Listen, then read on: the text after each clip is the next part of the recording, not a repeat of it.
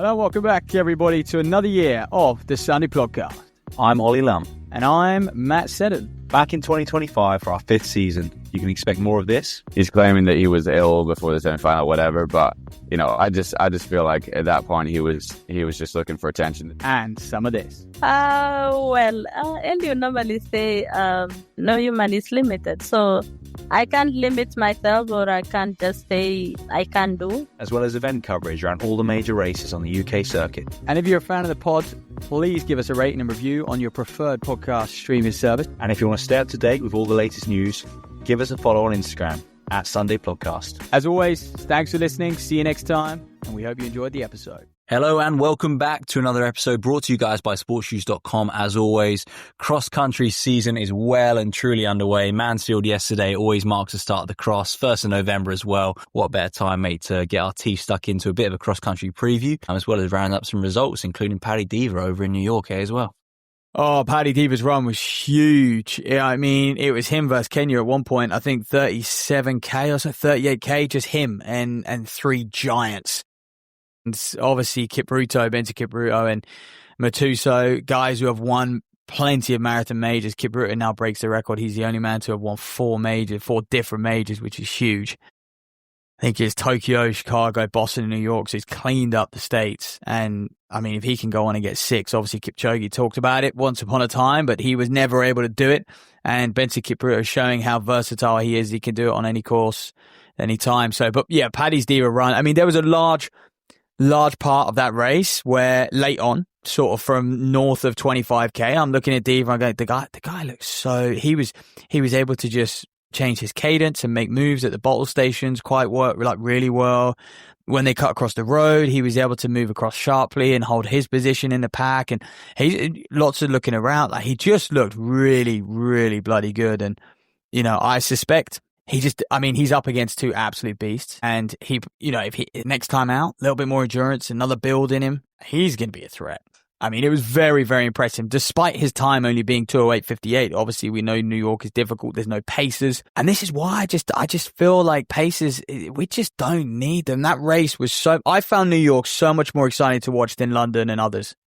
Because for me, every time the camera, obviously we were on the elite women and you had Lacady and Obiri going at it and they were neck and neck. Then the camera pans back and you're like, I wonder how that group of 10 is getting on. Then it was a group of 6. Then it was a group of 4. And there's just so much more excitement in the way both in the men and women's race, there was 2 people down to the wire. In the men's race, I mean, less than a second separated it. You just don't get that in a pace race because people just, there's no way Paddy's finishing 4th. For me, if that was a flat paced race, I think there would have been a limit to kind of how quick you can hold. And a lot of athletes are just wired to just sit at an extremely fast, intense pace and be able to hold that. And that's how they train. Yeah. I think we said it early in the week, mate, as well. I think it's a really smart debut in terms of location and just thinking, look, I can run 2:08:58. 4th place. How often are you sort of like coming that high up in a major on your debut and just having that sort of experience to kind of ignite what comes next, both kind of physically, but also mentally? He's going to be absolutely buzzing where you go run that time and come way down the field in London and you've chugged away the last 5K because you've blown up going off with a quick group. I don't think you're as hungry coming back. Whereas he's going to finish that race and be like, yeah, absolutely. I can go and run 2:06. On a faster course in a paced race. And I think, yeah, real smart move from Paddy there. And his coach, of course. Yeah, and Craggs. I reckon Craggs has something to do with that and his agent as well. But I do agree. And he was only a second off a podium. I mean, imagine he gets a podium at a major on his debut. I mean, it's just, that would have been a joke. But yeah, very, very, very impressive. But what also struck me when I see Paddy come 4th in 2:08 and, 58, almost 2:09, and the way he was racing and attacking it and featuring, is just how, in the marathon, maybe they should put some weighting on the majors to qualify for an Olympics and a World Champs and stuff like that. Because he's only, what's the Euro standard? Is it like 2:09:30 or is it 2:09:0? He's only technically just snuck the Euro standard today. If he even wants to do that, I think he wants to do the 10,000 in Birmingham, right?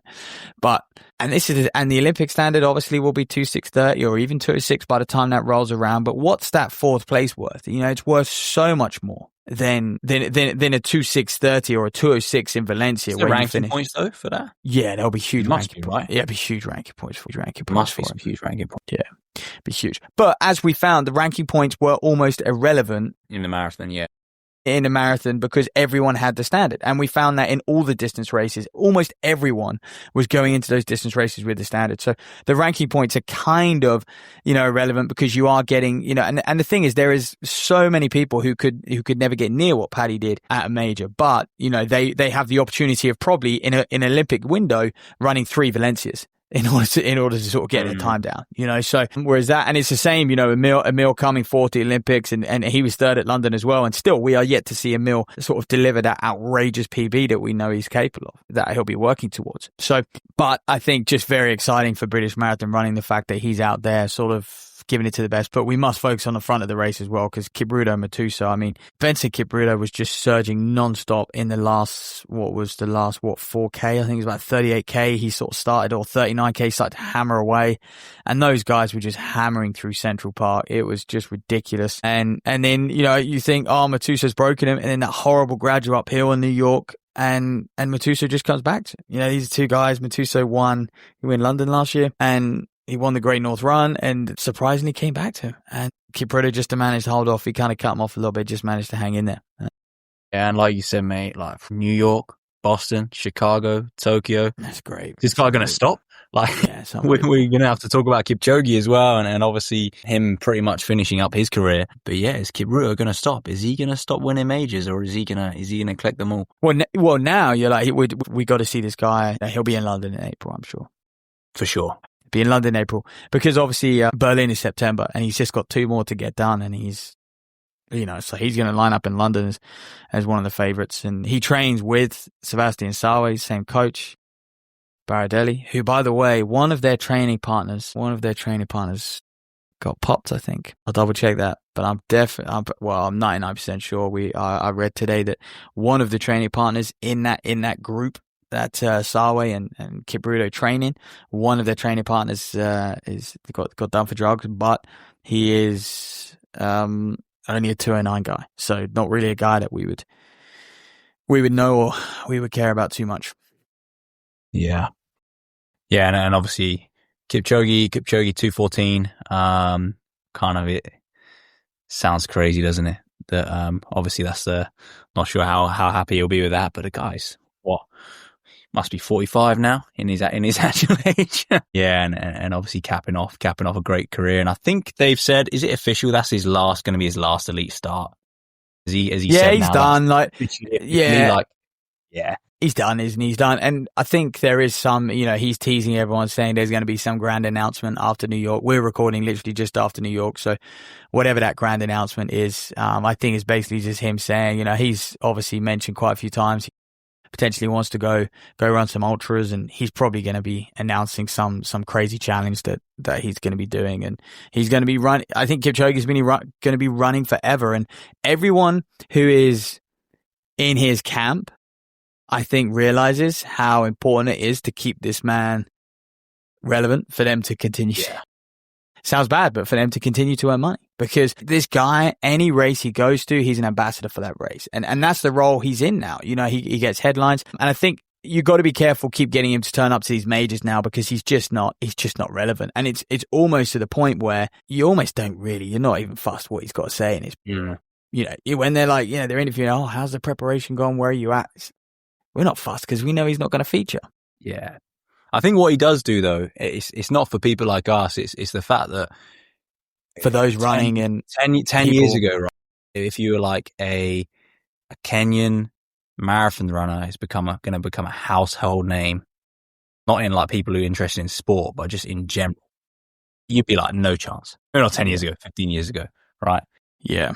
Because he obviously won in 2016, but you'd be like, that's crazy. No way. Absolutely no way. So, yeah, he's done amazing things for the sport. I mean, someone else who's done amazing things for the sport, Helen Obiri, another win in New York and a course record as well. 2:19, breaks that 2:20 mark. Couple minutes off the course record, and that is quick on New York. Extremely quick. It was, big course record, and it shows the class. I mean, by the way, when Sharon Lokedi, I know Obiri won today, they've both got phenomenal marathon major records. But look, Eddie, I think she's only had one time where she hasn't made a major podium, and she was fourth at the Olympic Games against absolute studs. Like Asefa Hassan, like absolute studs, right?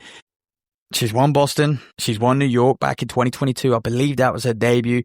She got second in Boston in 24. She got third in New York in 23. She's second today in New York. So she's got a hat trick of medals in New York over the last few years. She's just outrageous. And then obviously Olympic Games fourth, just missing out. And yeah, her record, I remember speaking to some of the guys in their camp, the Under Armour guys who train alongside her. And I think one thing that she does, and I know Ibiri does this very well, just from the snippets of training that we see coming out of that OAC group in Colorado, is they really train for the course. And I think that's why they run so well at Boston and so well at New York, because they train for the hills. It would be, stuff like Lekedi would do lots of downhill. She would do a downhill first half in a long run and then turn around and just come back pure uphill.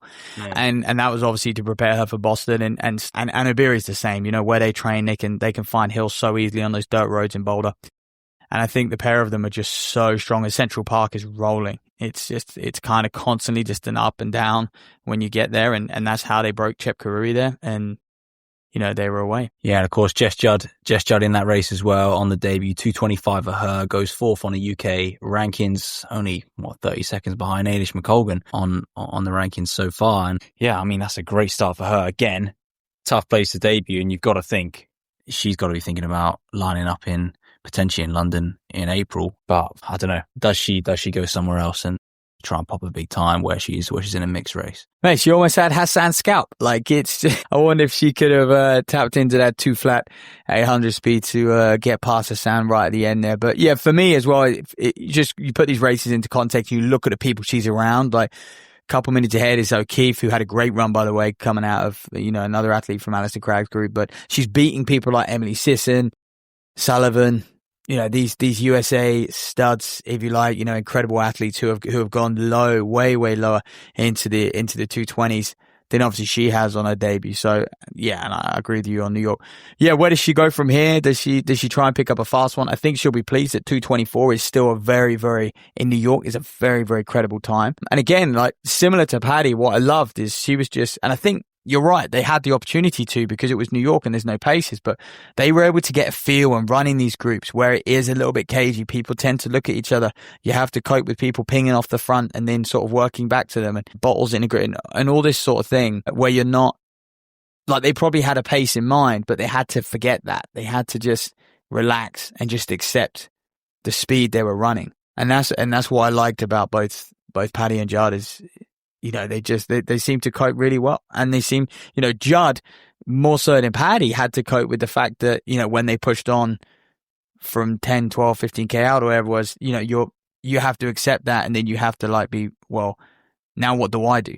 Do I just keep them in my sights? Do I just wait, battle someone else right next to me? You've got decisions to make during the race, whereas, when it's a pace race, you have very, very little decision making. Really. I think, like you say, I think it's just a really good experience for them of the racing side of things. And yeah, you mentioned Europeans and things next year. You can go now, have a nice debut here, run a decent time on a fairly slow course, go to Europeans, go get yourself a medal. They're the ones that are then going to go and pop the Olympic standard following that, because they're so kind of exposed to that racing and just experiencing the marathon. And then you're like, wow, well, you can go and try and kick on and compete at the Olympics, not just think, I've qualified and that's enough, I'm going to be an Olympian, and then bombing the race itself, Yeah. Although, you can never count your chickens, because, and this is, I think, what can be a bit frustrating about these sorts of results. If you get a little injury in your next build, when you're like, oh, okay, now I'll do my fast marathon, you get a little injury, then it does, then it's true. Then it's a year. Then it's a year, and you haven't put that time down. Mm-hmm. But that's the nature of the marathon. That's the beast. It's why it's so difficult, I think, and the sort of mental side of it, having to just stay in your lane and focus on you. Thoughts on Hicks, mate, over in the men's race? Thoughts on Hicks, yeah. To be honest, yeah, we didn't see heaps and heaps of Hicks. Obviously, he's American now, so what do we care? But it's true, mate. Honestly, it's a weird one, because you're like, He's an average American now. Yeah, and I'm like, it's a strange decision. I agree. He's an average American. I think he feels like an American, so I understand why he chose. But he said he didn't like the politics and stuff about team selections and stuff. He was never in a position to make a team. No. And again with the marathon, now he's moved to the marathon. I think this is a guy who's probably just going to be doing majors, because you look at who America have right now over the marathon, like Conor Mann's Clayton Young, for example. You can get into those guys and the rest of the Ed Eyestone pipeline. Anyway, let's move on from New York. I think, I think that's all. I mean, Joe Klecker, by the way, talked a big game about fueling beforehand. No, I'm not just saying that because he finished in 10th and ran 2:10:37, but I was listening to a few interviews with him beforehand, and he was talking about fueling. And, this was a guy who was practicing taking 100, 120 grams an hour of carbohydrates. He was really sort of pushing the boundaries. And that's what they do at OAC. I think they've always done that. And sort of 3-4 years ago. I think all these guys and girls know that's according to the research, that's the gold standard. Yeah. I think some groups go after it more than others in terms of thinking, well, that's the gold standard, so we have to do it, versus thinking, that's maybe the gold standard, but how much can I do, and how much can I do on my debut as well? Because it's not easy. Anyone listening who's tried to consume any carb in a long run or a race will know that that's not easy.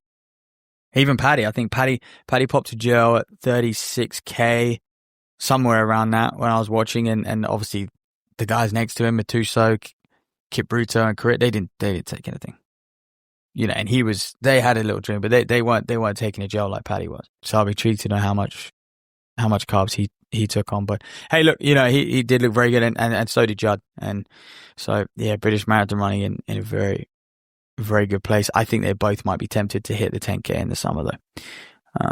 Especially I want to see him in Liverpool in 3 weeks' time, but mate, let's move on to cross country then, because you really do get your buzz for, well, at least I do. You really do get your buzz back for just competitive racing when you go to Mansfield. And you're just there. I think sometimes, especially when you're just watching sort of the same elites over and over again, and it's, it's from a distance and it's on TV, and it can just get a bit, at least I found that a little bit this summer. Whereas at Mansfield, yesterday it was buzzing. And I just think seeing everyone here around, obviously there's loads of team atmosphere. It's a fucking fantastic day. It really is. Brilliant event, isn't it? Absolutely brilliant. And it's a weird one, because I'm like, do we need to try and encourage more of these races, or actually, because it's the only one, it's the only chance for people to run shorter? Is that one of the reasons it's so special when it's got its history and the course is great? So do we actually need another one, and just having this once a year is enough, and that's what makes it great anyway? No, I don't think we need another one, and I think its place in the calendar is actually perfect. Obviously the course is perfect, and I don't at all. I think what we potentially would like to see a little bit more at Mansfield is just, that sort of team prize being even more rewarding than it already is, and I think really enticing those out. I mean, the standard was incredible, but obviously we had loads of guys run 61 minutes over the half the week before in Valencia, and again, would have been cool if the sport was in a place where they would, Mansfield would almost be a priority. But we obviously get why it isn't. Talking of that, actually, I was looking back. I saw Tonbridge obviously swept the men's and Belgrave swept the women's, right? And I saw and it was 2017 since Tonbridge last one. I was like, 20, that's ages ago. I wonder who was in that team. It was like George Duggan, Charlie Justin Allen, Chris Ollie, and I've done the third member dirty there, but I can't. It's not coming to me. Anyway, and that was their team. No? Huh? Westy? Or no? No, it wasn't Westy, because I thought I bet they had Westy in that team, but he was actually in America at the time. Mate, wait there a sec. Let me see if I can find it. Oh, Ryan Driscoll, mate. Yeah, so Tonbridge's team: Duggan, Justin Allen, Driscoll, and Ollie. Wow, Aldershot's won team in 2017. Yeah, Aldershot gets second. Josh Grace, Gus Cookle, Ellis Cross, Johnny Hay was still at it in 2017. Anyway, which was quite cool. But what I also found out is Patrick Diva. This is 8 years ago to the day, I think, or a day earlier. Patrick Diva runs first leg, and he wins first leg. That's quite cool. that 8 years ago, and then today he's in New York coming fourth and running 208. He won first leg 8 years ago at Mansfield. So there you go. For Loughborough students, Donny. Oh, yeah, the uni team's in there as well. Oh, no, he was his Loughborough. No. They did used to have a few uni teams, though. They never I think up. Most of the good ones would run for their club anyway. I'm pretty sure Birmingham used to send a team occasionally as well, maybe. Yeah, they did. Anyway. Yeah, let's wrap up some of those quick men yesterday, though. Yeah, Jacob Cann, 14:25 round there. And putting 9 seconds on the next guy, Callum Johnson, as well, is some serious running around Mansfield.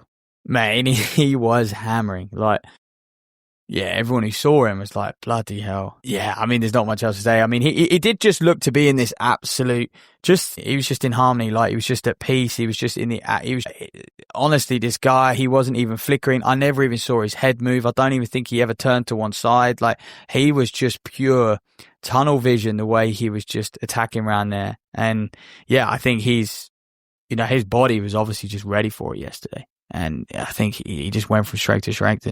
Yeah, what a run. I mean, it was impressive. I remember last year, sort of Leonard doing something similar where and more petrol getting after it, and he just hammered around there.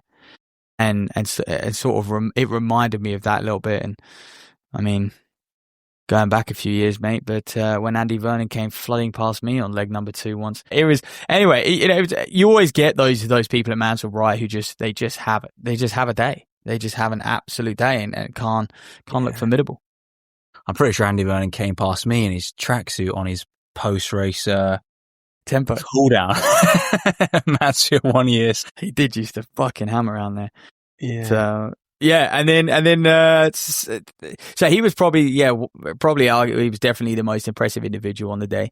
Was Jacob Cann. But then, of course, you had Johnson, who was also just equally as impressive and had quite a few more bodies to sort of contend with. Cann, by the way, got tempo into the lead, which was huge. Western Tempo going into leg 4 were leading when he handed over. And then, obviously, Kingston just, rolls. You kind of knew the fact Tonbridge were anywhere near the top 3 after 3 legs. Yeah, you just knew Kingston was gonna get the job done. On the last leg, he was up against Liam D, who put in a good effort, but yeah, Kingston bouncing back off of a really, really good result in Belgium last week as well. Yeah, you expect Kingston to be right up there at Liverpool. Like we always talk about his strength and stuff like that. And if he's firing this well at Mansfield, a few more weeks, a few more bits of mud, longer race as well, then yeah, he's absolutely flying. Obviously on the women's side as well, Kate Axford miles ahead of the rest in terms of individual style, like even more so than Cann putting 20 seconds over 3K on the next fastest woman. Well, yeah, I think Holly Dixon won leg 1, 9:37, and that was a very strong run. I actually think that women's course was a bit harder than previous years, just because they had more of a hill coming out of the woods, and that they had a few more turns on that grass field. Like it was actually quite difficult. There's a few ups and downs for them, but yeah, Axford was very impressive on last leg. Just it's difficult to run that hard and run that fast on last leg.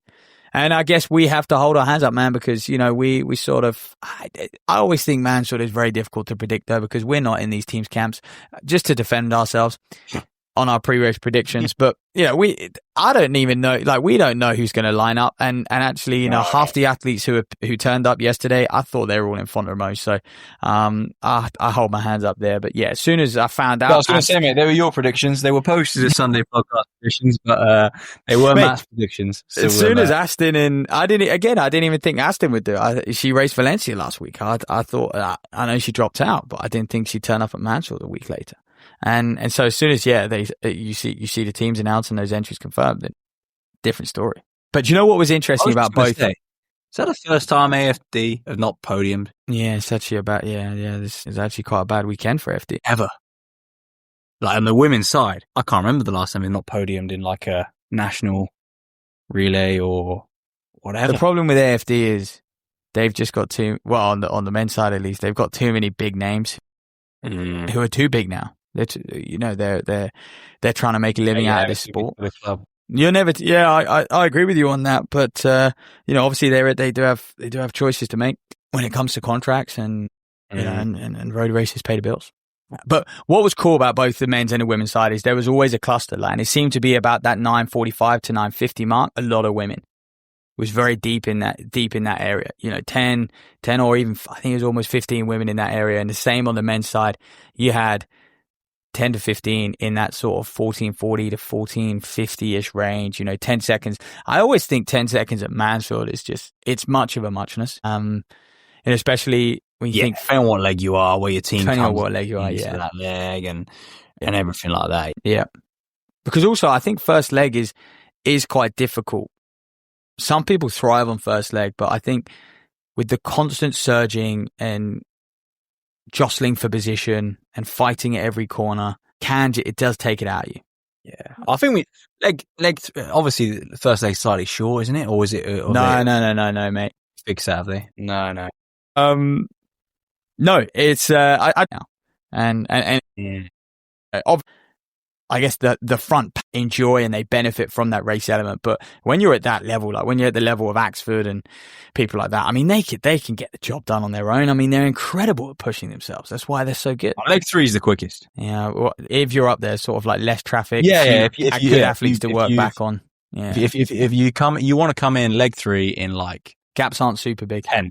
That's the optimum for running the quickest time, I reckon. Yeah, not far off. That's basically what Jake Cann did, to be fair. But let's talk about those first leg battles, because Holly Dixon did a nice job at running away with it on leg 1 for her, and Cam Allen, I don't really want to say he ran away with it because my boy Slady was second, but he matched him well. He matched the 3:38 man well on a downhill section. So, but it was a big pack, and credit to Hudson, who Joe Hudson did a lot of the work he was doing. He was throwing in some surges quite a lot around there, and maybe he just felt good on certain parts of the course. But that watching that first leg play out was always fun, because it does get a bit tactical, and different people thrive in different sections, and you can see them really making that count. So there's a big lead pack, and Ramsden and McMillan come in behind Slade. So yeah, it was a whole cluster of men sort of just around that 14:45 mark, all showing that they're all fit now, and it's going to be who gets it right come Liverpool, and who can handle the step up in distance as well, let's be honest. And what they do. Because obviously, we're going to preview Cardiff Cross now, pretty much. But it's what they do. It's the path they choose now to Liverpool. There's 4 weeks to go. And look, some people might not race at all. Some people might drop a little road race or a park run. Some people might go to a league match next week. Some people might go to Cardiff Cross next week. I think that it's fascinating seeing what these athletes do. Or some of them, you might get some. Maybe they raced Valencia last weekend and will just come straight in and not have done anything on the cross or anything shorter. Yeah, those Valencia, yeah. I almost think Cardiff is becoming like the one you don't want to win. Almost looking and like, I think everyone has a slightly different approach, right? Yeah, I think that's just the nature of the game. I think there are a lot of people who will. I mean, hey, let's talk about Cardiff. Let's talk about it, because actually, I think what is probably more interesting at Cardiff is who is lining up for this short course, right? Women's side, Neve Britton-Hubbard, who put in a big leg yesterday. Blackheath got third and went and ran a low 9:40, so big leg from her. Lucy Armitage in there, she put in a pretty big first leg and obviously had a great summer. Holly Dixon, I think when you win leg 1 in that fashion, it's going to give you a lot of confidence that you can handle a head-to-head, even though it is over a mile. Molly Hudson, Saskia, I was going to say Saskia Millard, not Saskia Millard, Lucy Jones. Ives is in there, she's been in fun. Ava Lloyd is in there. Like, this women's mile is absolutely stacked. Emily Simpson, Rebecca Walcott-Nolan, India Weir, who ran last leg yesterday, and I think she ran 9:50 or something in that region, 9:48 for India Weir, which was okay, but it was by no means the quickest of the day. When you see someone like Axford, this is someone who got second at the British Championships over 5,000. So that women's mile is just stacked, and there's quite a few who obviously we don't really see on the cross much. I mean, Abby Ives and Ava Lloyd being two of them. And that's why I love the fact they've pulled this mile to Cardiff, because I think actually, I don't really know why people are, Sarah Calvert's in there as well, but I don't really know why the fact that it's been pulled to Cardiff, why more people are like, oh yeah, I'll do it now. Because these names aren't necessarily people who would, I guess someone like Holly Dixon would like to do the long course at Liverpool maybe. Neve Britton-Hubbard would obviously do the long course, but there's not many names I'm like, yeah, there's a lot of names who are mid-distance focused. like Walcott Nolan. Yeah. So then they're not your ones who are having to make that choice. And I've always found those names previously have never entered for Liverpool. Yeah. But it's earlier as well, and it does make the race a lot different in terms of slogging around a field versus actually I'm running on some quite nice grass for a mile. The month is a big month in terms of weather, in terms of rain on the course, and in terms of the difference between a grass mile race and a slog around a field. I think what's made Cardiff a lot more people have entered Cardiff this year. Not at 9 a.m. either. It's not. Yeah, it's not 9 a.m. Yeah, or whenever it is, 10 a.m. I think the World Cross. I think the World Cross is a big part of it as well, because if you get on this short course team and then at the Europeans and go and medal at the Euros, which you probably will, let's be honest, you're going to be decent 1500, 800 PB. Yeah, you're going to be in a very, very strong position to go to the World Cross as well, and I think that's exciting for a lot of these athletes and potentially. But also, I think actually, finally now, I think this cross country mile is growing into what it always should have been. And I think the athletes' perceptions of this race now is that it's a really credible, it's a really strong race, and it's something they've mown the course, they want to be a part of. Yeah, how's the course looking? Freshly mown is what I would say. Or but mate, what's it like on the foot? Again. The bit where the mile is on is fast. The rest of the field right now is boggy, soggy already. The rest of like that main big field, the bits in the twisty turn up by the top, the hill, where the log is and the hill, that's actually all right. That's been mown as well. But the kind of general field where they kind of do the big loops around, it's they're playing rugby on there this morning. Nice. Yeah, churning up. Yep. So it's weird. It's almost like the part of the course that should be quick is, but no, like this is the kind of the main mile straight finish section is freshly mown. It's pretty firm. Because I always think where they start a mile like that left hand side of the field can be quite boggy because it's like the water just sits there. But it hasn't rained that much, has it? So, well, it did yesterday. So we'll see. I'll put some weather reports up on Instagram. Yeah. So favourites for this women's mile then, I guess you're looking at, so we know that Sarah Calvert's had a big stint in a lot of people have been in Fontenoy obviously this time of year, but you just think with Sarah Calvert's summer, she's got to be one of the favourites coming into this, even though we haven't seen anything from her yet. She'll just be bubbling with confidence, mate. That's the thing. She'll be bubbling with confidence. People like Abby Ives and Ava Lloyd, I mean, I think Abby Ives is potentially too much of an 8 runner to sort of really, really feature. I think the cross-country mile, because there is a bit of a speed limit to how fast you can run around there, because at the end of the day you are on grass and it takes it out of you and you can't get that same force back than you can off a track. I think it suits people with a lot more strength. And I think you're looking at someone like, India Weir.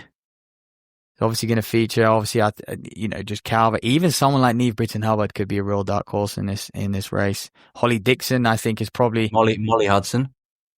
After that Molly Hudson had a good first leg yesterday. Over 3K, and then obviously being an 8 girl. Saskia Miller had a good first leg yesterday as well. So it's close because they were all very, very close at Mansfield, so those who did Mansfield. And they're going to run this mile, so it's going to be bloody exciting. Right. Let's have a look at this men's mile.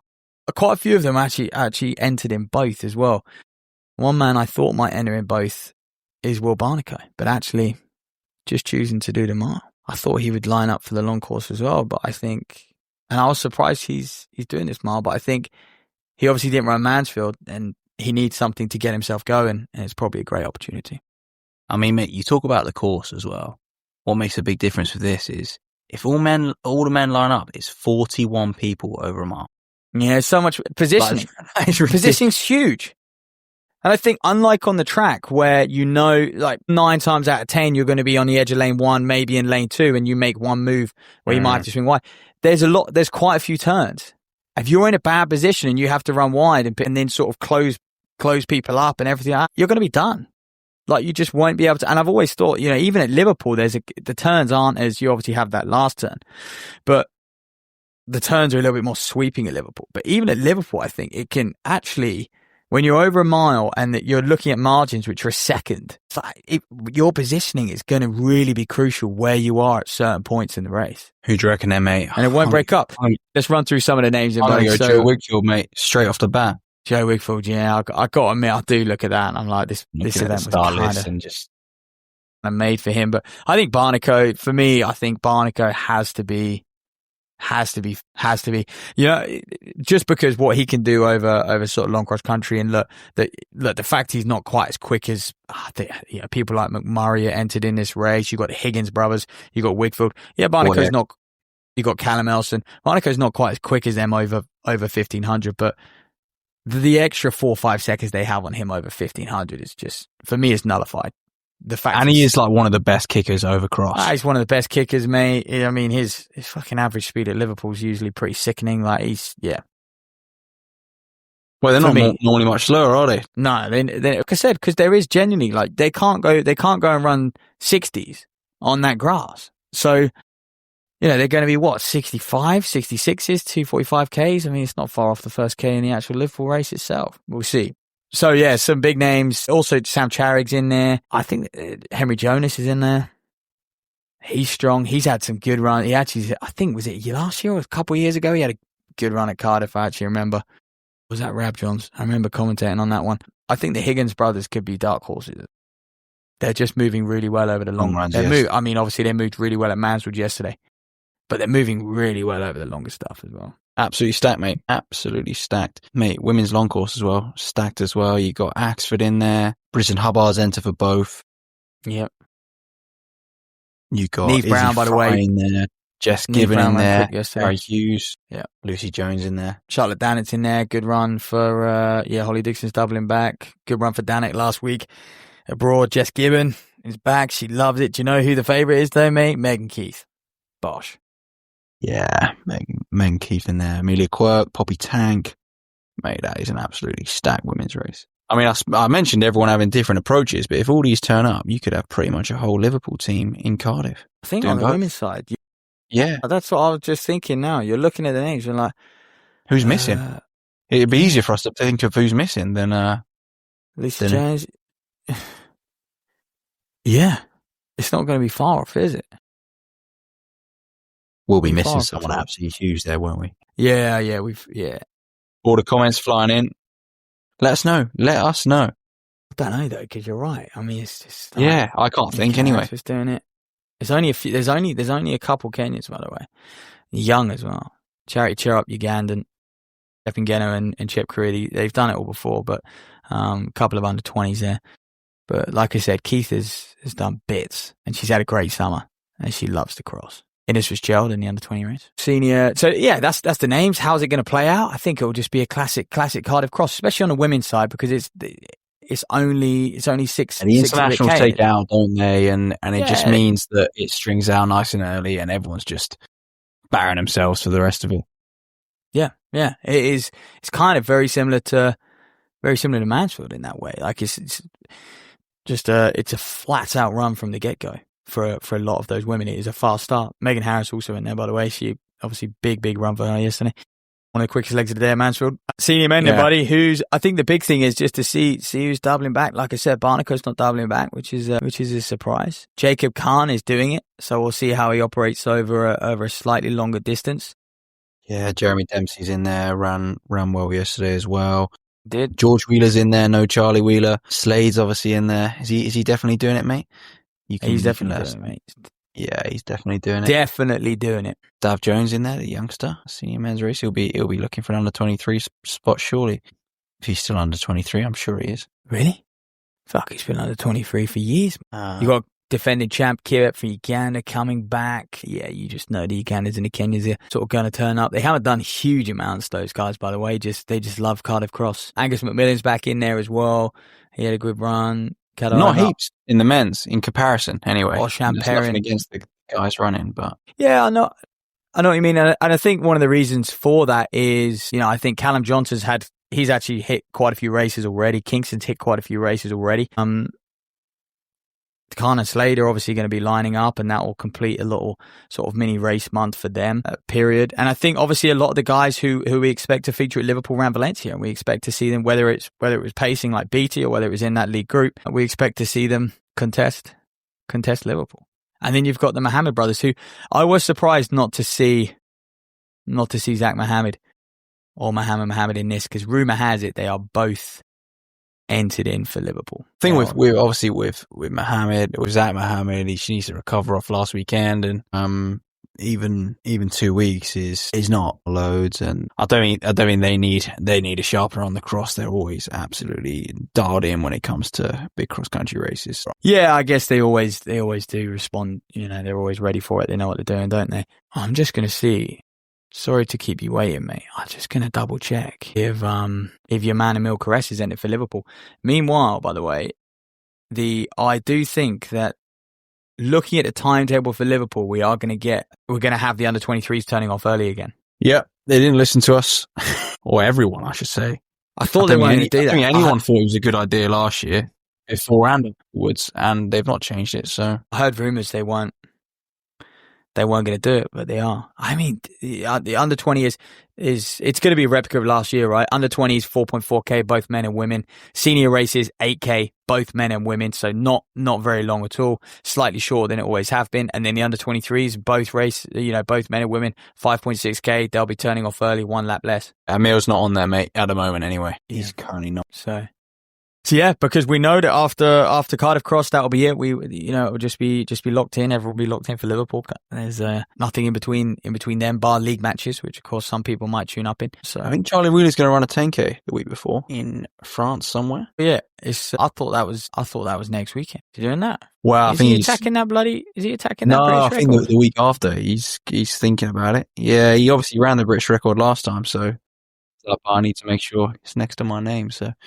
probably shouldn't be announcing that. Interesting. Well, Manthorpe doubled back at Mansfield, and obviously he showed the effects of the half. He wasn't quite ready, and would he come in maybe 12th on leg one, something like that, 12th somewhere in that region, and yes, obviously he was a little bit fatigued.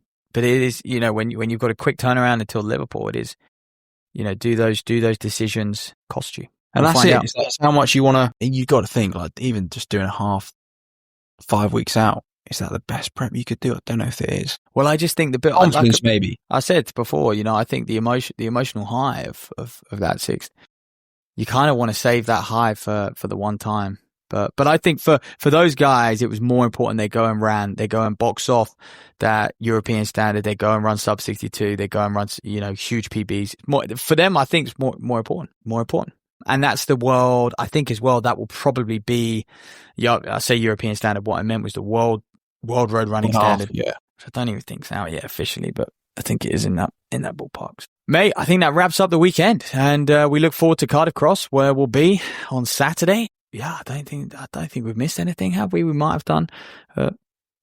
No, that's it. And then after Cardiff Cross, we can basically start drawing straws, mate. Start making some picks for the big dance. We're going to try and pull some stats together as well in terms of previous years, previous teams, and what people's path has been into that Liverpool squad. So we'll pull that together and hopefully give you our opinions, which occasionally are good and occasionally well off the mark, as it was yesterday, but also what the stats would suggest as well.